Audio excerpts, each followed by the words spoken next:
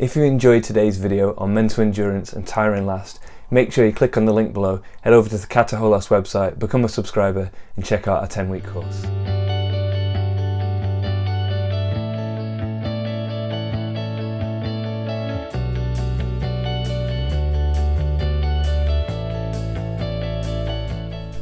Hi guys, I'm Michael and welcome back to the outlast YouTube channel. So today we're looking at an idea that I call tire last. So what does that actually mean? So to give you a bit of context on this, I used to do martial arts. I did a form of jiu-jitsu for about 11 years, and if you're ever interested in doing martial arts, especially jiu-jitsu, I'd recommend it. It gets you physically fit, mentally it's a challenge, you make loads of friends. I had a really good time. And I left just because I didn't want to keep hurting people and hurting myself. I'd had a few injuries and it was time to move on. But there's so many occasions and so many times where I learnt this lesson and relearnt this lesson the hard way.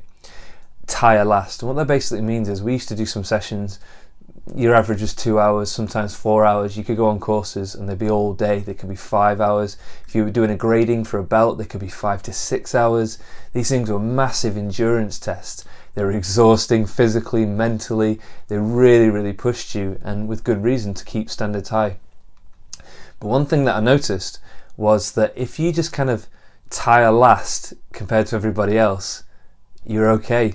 So, you know, if they throw the kitchen sink at you and they throw whatever they can at you, as long as you keep your hands up and keep defending yourself, and you can outlast whatever they throw at you, you'll be fine. Because the session will finish and hopefully you'll still be alive, you'll still be well, you won't be injured and you'll be okay. I'll give you an example of that. It was years ago when I was a blue belt and we were doing a training session and it went on for about 5 or 6 hours and it got really serious. People were getting knocked out, there were fists flying, there were weapons, all sorts of things. And the things they asked me to do, I thought, I can't do those things, I just can't do them. But I was just saying to myself, just keep going, just tire last. And one thing they made us do is called destruction training, where you throw somebody as many times as you can in a minute. Say it was, I still remember mine was 13 times, and then you have to keep doing that 13 times on the minute, every minute for 10 minutes. And that's why they call it destruction training. But I outlasted my own tiredness. And at the end of the session, after we finished the course, we were done and we're in the change rooms and I'm thinking, yeah, I did it, I outlasted it. So have a think about yourself in your life. You know, are there situations in your relationships, in your work, in your physical working out, where as long as you just tire last, as long as you just endure whatever's given to you, then you'll actually manage it.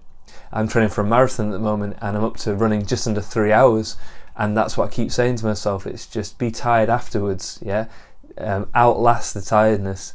So it's something to really think about, because you can always do more than you think you can.